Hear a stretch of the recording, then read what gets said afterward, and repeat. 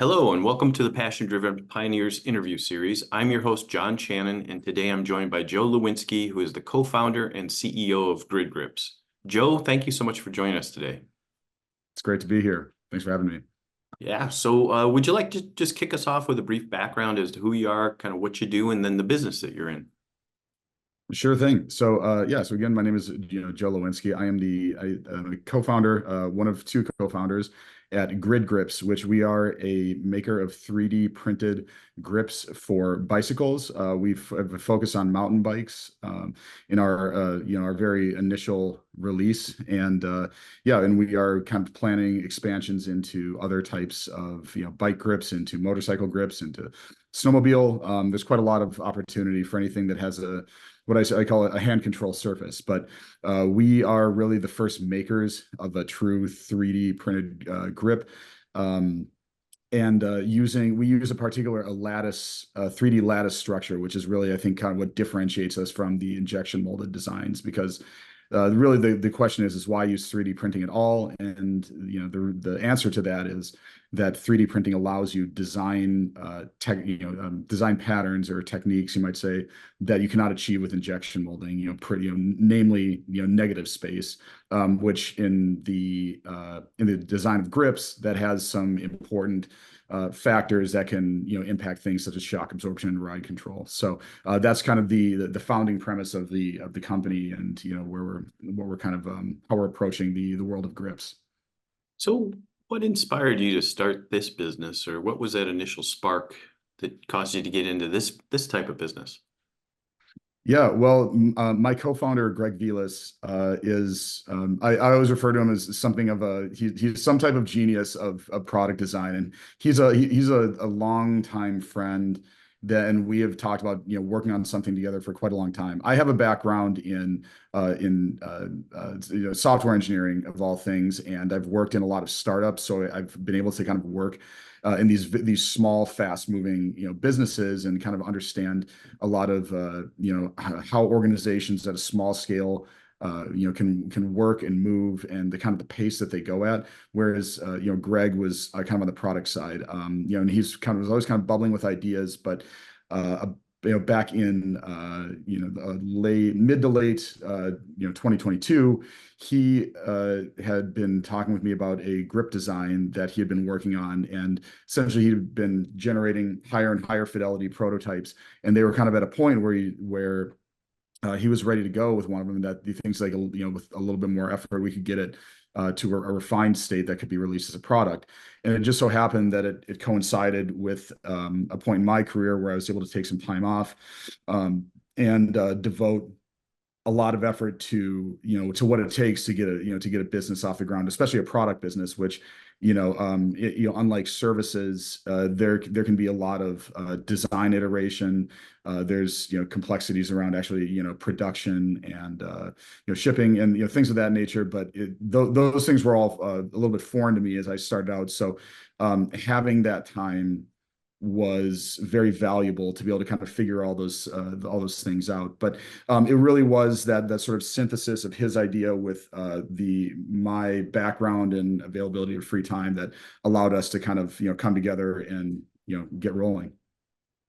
So Joe, you guys are fairly early on in this business concept right now. So what are the top three things maybe that you're focused on at this time with your business? Yeah, it's a great question. And I think the way you asked that question, I think highlights something very important, which is the concept of just kind of milestoning or road mapping, about setting discrete points or waypoints that you want to reach, and arranging them in the best order to kind of help you. And so that's something that we've been thinking a lot about lately. And those next three items really revolve around one is essentially being able to ramp up our production capacity to meet the demand that we will generate when we're running ads. So right now we are doing production in-house, which is a conscious decision, because it's one of the main ways that we can help control costs and bring something like 3D printing down, and make it bring it to a price point that people would feel comfortable paying for a set of grips. But being in-house, that, we don't have a full, $2 million production line. And so we have to scale up a bit. So that first waypoint is scale. The second one is going to be a full accounting of all our costs, not just the material costs or the product costs, but everything that goes into business, and distilling that down to a unit cost, at which point we can be break even or in the black. And lastly, the next point thereafter is going to be to really try to push out and reach the audiences, reach the communities that we're focusing on. And our strategy really going forward is not so much through a push strategy of like ads, simply because I think the mountain bike community is really it's maybe a too loaded of a term to say authenticity based, but they're not simply a group of people. Whatever you're asking them to adopt needs to work, and it needs to work well. And with respect to that, we want to approach them by sort of offering our product, and getting feedback, doing design iterations, and creating something that they love, and then kind of create this pull effect. And so doing that, we want to kind of start getting getting these products into those communities, and have them be at a quality that they love, and then we can start kind of generating sales, sort of off that. And we will run ads, certainly, but we want to make sure that we have something that the real diehard users love first. But so those I think are probably the next three things that we're going to be approaching in this year. You mentioned milestones, and you mentioned the importance of setting those milestones or waypoints. I think you used the term. Um, are you where you thought you would be at this point in time with your business? I think yes. I would say so. I mean, there's always the pie in the sky sort of things where you hope, everybody hopes that that all of a sudden you develop something and it's such a hit that the community loves it, and like right away, the iteration 1.0 just explodes, and it's a phenomenon. Now of course that's not how things work for virtually everybody, especially say very often like new entrepreneurs such as ourselves. But in our realistic assessment, I'd say we are where we wanted to be, and we're at a place that feels comfortable. It doesn't feel like we're out over our skis, though we are pretty aggressive with like how the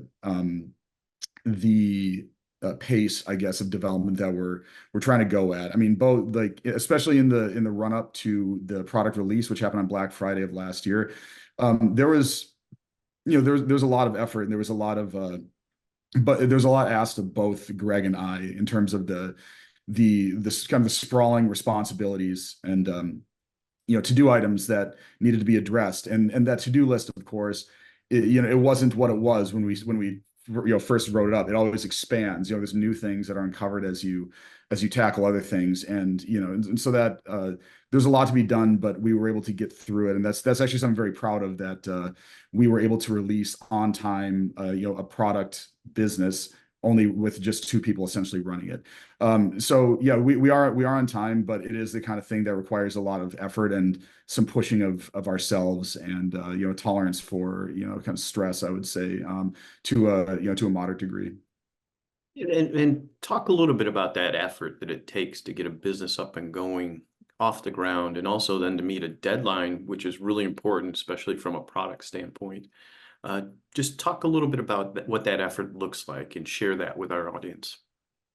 Yeah, absolutely. And I think, and I want to highlight this too, because I do think that this is probably one of the most core things that I've discovered kind of along this way about, starting a business, which is that you don't know what it's going to take, but you have to be prepared for the unknown unknowns, and still not use the presence of unknown unknowns as an excuse to miss what you set out to do. What you set out to do is what you set out to do.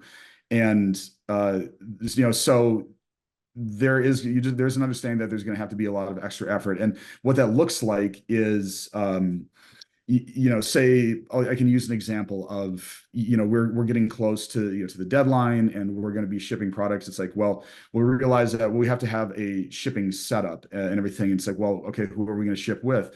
How is that going to integrate with our sales platform? We use, Shopify, and what sort of rates are we talking? How does that affect our costs? What sort of automation can we do? We actually need to like kind of connect these points. Setting up that integration is not necessarily straightforward. It's going to require some effort. I didn't plan for that, but it has to be done. The production is happening with Greg in Texas. I'm in Minneapolis. This means that whatever I set up in terms of shipping, he's going to have to facilitate, which means he needs he needs shipping label printers, he needs poly bags, all these things. And we got to get that to him like this week. And he has to get hip to that whole process and how it's going to work, like actually operating it relatively quickly. He has a young son. They're just building a new house. He has to flow this in the midst of all that he's doing. Is this a lot? Yes. Is it impossible? No, absolutely not. And one thing that I do want to say that I think was critical to us doing this was a high degree of respect between, Greg and I, because at that particular point too, was probably with all the other things swirling amidst the business, but getting that set up, I think the pressure was starting to mount because we're getting towards the end. And what really helped was just understanding that, the other person is like cares a lot. They're very capable, and they're doing their absolute best, and kind of like keeping that firmly in sight as you work through moments that are maybe where there's like pressure and maybe I don't want to say emotions are running high, but it's like, everybody's pressed. And I think being able to like operate professionally under those conditions is like really helped us a lot. So that's what I would say was kind of key. That was good. That was good. Thank you for that. Um, Sure. so being relatively new, you mentioned some of your milestones or your waypoints that you guys are focused on now, but could you offer us a glimpse into the future of what your future plans are, or maybe some of your future goals that you have a little bit further out? Absolutely. Yeah. And, this is a good example, I think, of sort of, pivoting a little bit. I wouldn't say we didn't pivot on our product so much, but I think we pivoted on our approach because we are 3D. We do use 3D printing as our not just primary manufacturing process, but like our manufacturing process, period. And while that is desirable for a number of reasons, it is desirable particularly for the opportunities it yields in terms of customization. If I wanted to make an injection molded grip that's customized for a customer, we're talking quite an expense, because we have to that mold has to be created, and that's not cheap. It's the cost is going to be quickly prohibitive for most people, except for all but say, like the heavily sponsored pro riders. Now, on the other hand, in the case of 3D printing, that is not the case. We have the ability to bring different levels of customization all the way up to, absolute full greenfield customization. We can bring that price way, way, way, way down and bring it into range of, I would say, most consumers, especially most consumers who are doing the kinds of activities that we focus on: mountain biking, dirt biking, things like that. These are people that are going to spend thousands of dollars on a bicycle or a dirt bike, motorcycle. If we're talking, fully custom grip, they might, we haven't, I'm just spitballing numbers, but they would probably be willing to spend perhaps hundreds on a grip that they designed fully. It's every last little aspect that they want, from to the shape, to the feel, to the color, et cetera. So that is a big thing that we really want to start focusing on in the future. Our first goal is to really kind of get the basic product out there and get some awareness, but that's something I think we're really going to focus on. So you mentioned some examples of customization. Is size customization as well, to be able to fit people's hands a little bit differently or better? Because everybody's got different size hands. I was just thinking about that. Is that something you guys would focus on customization wise? 100%. Yeah. And in fact, in our, before we released the grips, we did a pilot program for about a month and a half with some riders of different levels. And that was consistently one of the biggest points of feedback was, a desire for different sizes. And it wasn't in one direction. It wasn't just everybody wanted to be bigger. Some wanted it bigger, some liked it smaller. And it was kind of a function of hand size, but also a function of rider preference and riding style. So that is absolutely something that, it'd probably be I would imagine first and foremost of the customization options we would have. That's great. Cool. Well, I appreciate you sharing that with us. Yeah. So let me just ask you this one. So knowing that this show, right, is kind of targeted towards people that are in their first few years of business, do you have any final thoughts or words of advice you'd like to share with our audience today? Yeah. You know, start like as soon as you can, even if it's small. And even if you aren't able to move at the pace that you want to at every given moment, make some forward progress every week, every day if you can, even if it's small. Keep yourself engaged in the process and just keep that forward momentum moving, because not only is it good for getting things done, but it's also going to keep the morale high of yourself and the people around you, in which I find that to be the most important thing when things are lagging. Your partners, yourself, you'll start to wonder, is this a real thing? Are we just screwing around? Is this really a thing we're doing? But like when you're moving it forward, it's amazing how much of a multiplier effect, like how synergistic that is in terms of getting more things done. So don't wait, do small things and do them often. That's really good advice. So listen, Joe, thank you so much for your time today. It was really good to meet you, right? It was good to learn about these unique new products that you're bringing to the market and also understand the journey that you've been through. Yeah, absolutely. I really enjoyed the conversation. Thank you very much for having me on.